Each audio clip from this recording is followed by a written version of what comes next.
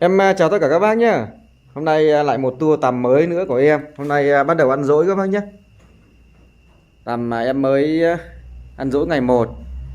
Và chiều nay em mới thay phân và em mới san ra phun cái chuồng này các bác. Bình thường thì khi tầm ăn 4 thì em nuôi hết khoảng nửa cái gian chuồng này thôi. Và khi bà xã nhà em đang bắt tầm còi các bác nhé. Cái mùa này lạnh và không hiểu sao cái tour giống này của em nó khá nhiều tầm còi các bác. Nên là em cũng tranh thủ về cùng với bà xã để bắt nhặt cái tầm còi đi. Chào mừng các bạn đến với kênh của Đức Trọng Radio. Hãy bấm like và đăng ký để ủng hộ kênh của mình nhé. Và nhớ chia sẻ và tung chuông để nhận nhiều nội dung từ kênh. Đối với nghề trồng dâu nuôi tầm thì hiện nay bà con chúng ta nuôi khá nhiều.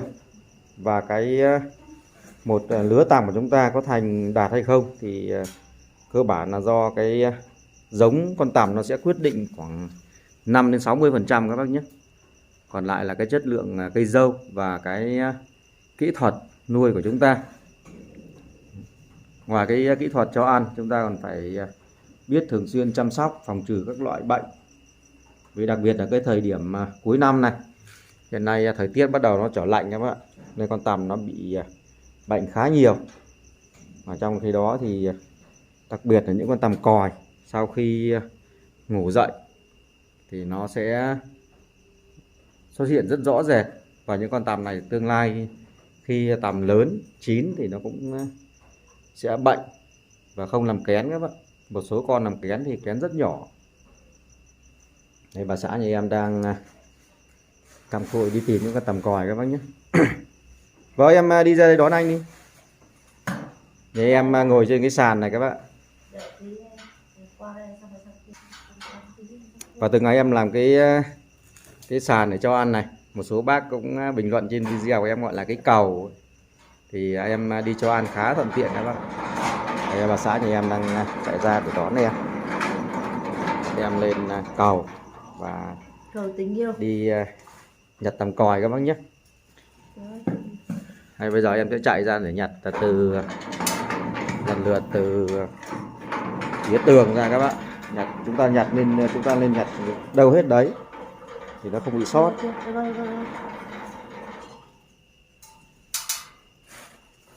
Đây, bà xã nhà em nãy giờ đã cũng nhặt được khá nhiều con tầm còi các bác nhé. Cái tầm còi này là cái tầm mà thường nó sẽ bệnh các bác nhé. Trong cái chuồng tầm của chúng ta có những cái con tầm nó nhỏ hơn rất nhiều. Đây các bác, em bắt cái con tầm khỏe lên đây để các bác xem, để so sánh giữa con tầm khỏe với con tầm còi. Đây nhá, một con tầm bình thường này các bác. Đây cùng một lứa giống các bác nhé. Thì những con tầm khỏe này nó rất to mập, và những con còi nó còn nhỏ hơn rất nhiều. Thì những con này em sẽ nhặt ra hết các bạn. Thường thì em nuôi những cái tour trước nó ít tầm còi thì em cũng không có nhặt nhiều các bạn, và gần như là em không nhặt. Tuy nhiên cái tour này nó còi nhiều quá nên em cũng tranh thủ buổi tối chúng ta vừa đi thăm cái chuồng tầm của chúng ta và phát hiện những con còi chúng ta nhặt đi. Phải thôi, chứ so với những tour trước thì tour này em nó có nhiều tầm còi thôi chứ cũng không nhiều lắm các bạn. Em đi nãy giờ tìm cũng lâu lâu mới thấy được một con thôi. Đối với những con tầm còi này thường sau khi nó tầm chín thì nó sẽ bị một số hiện tượng như bị mủ các bác nhé, hoặc là bị vôi. Cũng có một số con thì nó không bị bệnh đâu. Khi chúng ta cho lên trên né, khi nó chín chúng ta cho lên né, nó sẽ bỏ ngoài, nó không chịu vào các bạn. Vào thời điểm trước em cũng đã bắt nhặt riêng cái con tầm còi này ra và em nuôi riêng rồi. Đây cũng em nãy giờ bắt được mấy con này các bạn. Em nuôi riêng ăn thử, nó cũng ăn khá nhiều dâu các bạn. Tuy nhiên thì cái hiệu quả nó phát triển nó không cao và nó gần như không được thu, nên là chúng ta không nhặt cái lượng tầm còi mà các cái tour tầm nhiều chúng ta không nhặt đi, để thì nó sẽ tốn khá nhiều cái dâu. Nó ăn dâu mà nó không cho chúng ta cái thu hoạch thì cũng khá lãng phí. Đây bà xã nhà em vừa nhặt tằm còi vừa vẽ các cái lá còn lại các bác nhé. Đây em lúc tối em cho ăn là hiện nay còn một số lá đây, thì hiện nay em đang để cho nó ăn trắng đi để em rắc vôi các bạn.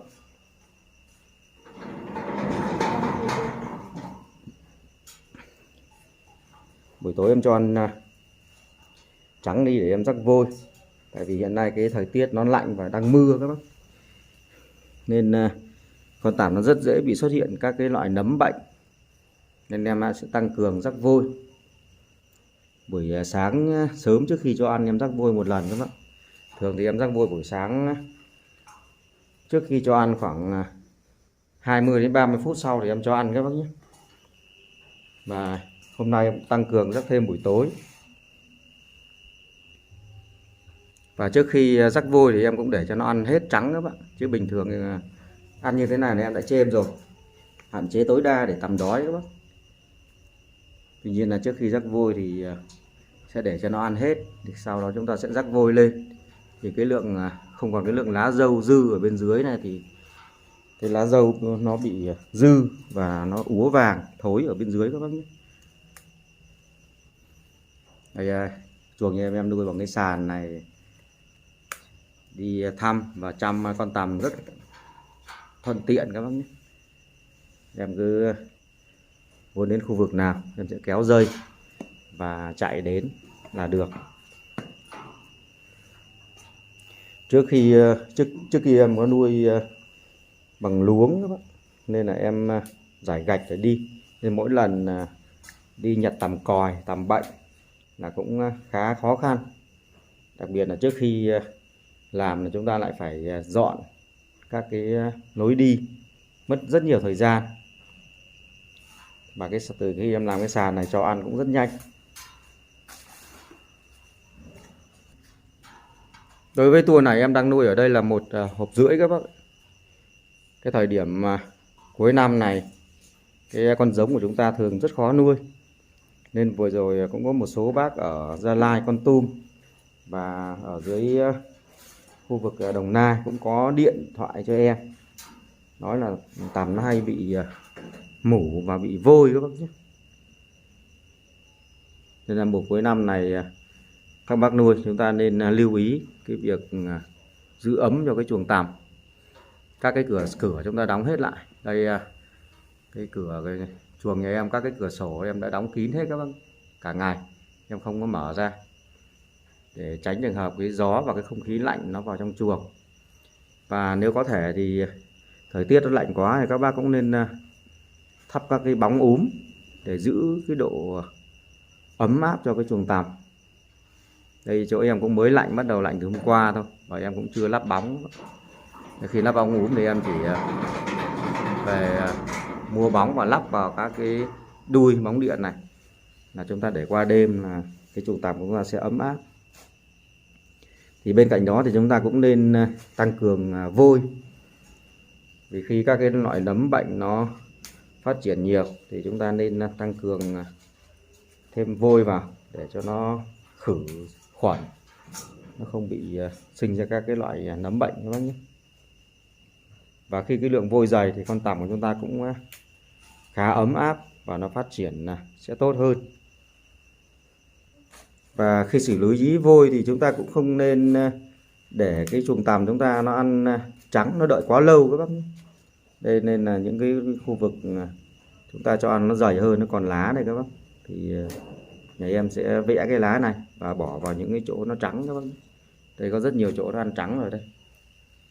Nếu chúng ta không vẽ, chúng ta bỏ ra mà chúng ta đợi nó ăn trắng hết cũng được thôi. Tuy nhiên là những cái khu vực này là con tằm nó sẽ đói, và khi đói thì nó sẽ phát triển, là những cái khu vực này nó sẽ phát triển không đều, nên là chúng ta chịu khó chúng ta vẽ. Tại vì cái lượng lá khi chúng ta cho ăn về sau này là nó rất ít rồi, đây chỉ còn một số lá thôi các bác. Nên là chúng ta sẽ vẽ cho sang cho vị trí khác, thì chỉ khoảng 30 phút sau là cái chuồng tằm nó sẽ ăn hết sạch các bác. Và khi nó ăn hết thì chúng ta bắt đầu mới rải vôi lên. Mà chúng ta rải vôi thì khoảng thường thì 20 đến 30 phút sau là chúng ta cho ăn được rồi. Đối với cái thời tiết này thì khi cho tầm ăn thì các bác cũng nên tăng cường thêm cái thuốc phòng trừ bệnh các bác. Đây là thuốc bệnh thì em chủ yếu dùng thuốc KS4 các bác. Như vừa rồi một số bác ở Gia Lai, Kon Tum cũng có nhờ em lấy hộ cái thuốc, một số thuốc bệnh, thuốc bổ. Ở khu vực em họ bán khá nhiều, tuy nhiên ở khu vực của các bác ấy lại không có, nên em cũng lấy giúp và gửi lên cho các bác ấy. Và em cũng từ quá trình nuôi em cũng rút ra kinh nghiệm được một số cái công thức nuôi khi chúng ta cho thuốc khá hiệu quả, và em gửi để các bác cái tham khảo và các bác cái vận dụng và phản hồi lại khá tích cực. Nên quá trình xem video của em, các bác có nhu cầu thì cứ gọi điện cho em. Số điện thoại thì em để trên phần mô tả kênh các bác nhé. Bản thân em thì không có buôn bán gì, em chỉ có lấy giúp các bác thôi.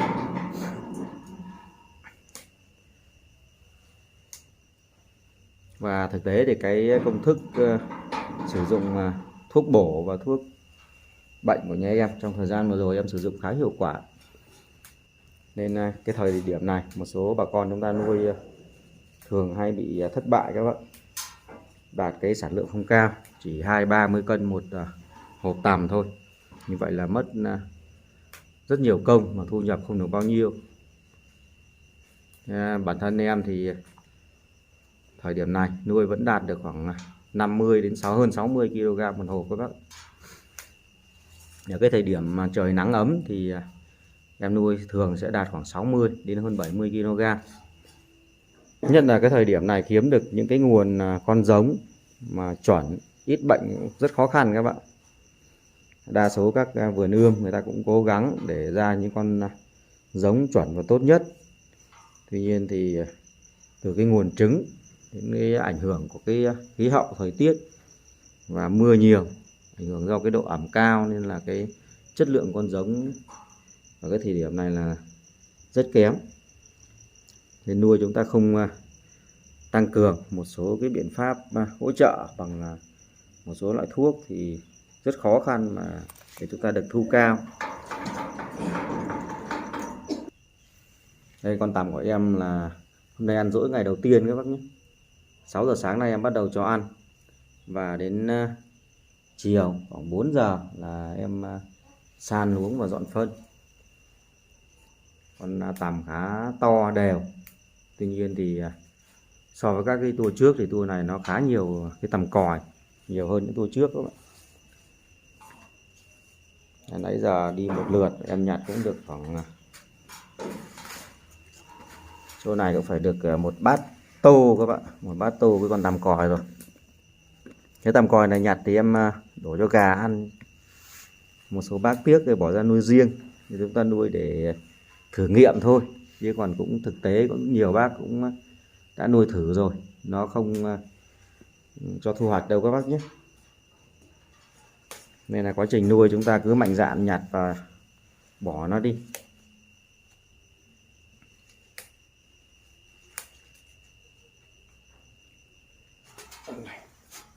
Và hôm nay em cũng xuống nhặt cái tằm còi của cái chuồng tằm của nhà, để em cũng quay để chia sẻ với các bác một số kinh nghiệm của bản thân trong quá trình nuôi và xử lý, đặc biệt là đối với cái tằm còi và xử lý cái giống tằm trong cái mùa mưa, mùa lạnh như hiện nay, để làm sao chúng ta nuôi những cái tour tằm đạt được cái hiệu quả cao nhất. Em cũng xin dừng video ở đây nhé. Em chào tạm biệt tất cả các bác. Em cảm ơn các bác đã quan tâm theo dõi nhé. Em hẹn gặp lại các bác ở những video sau của em.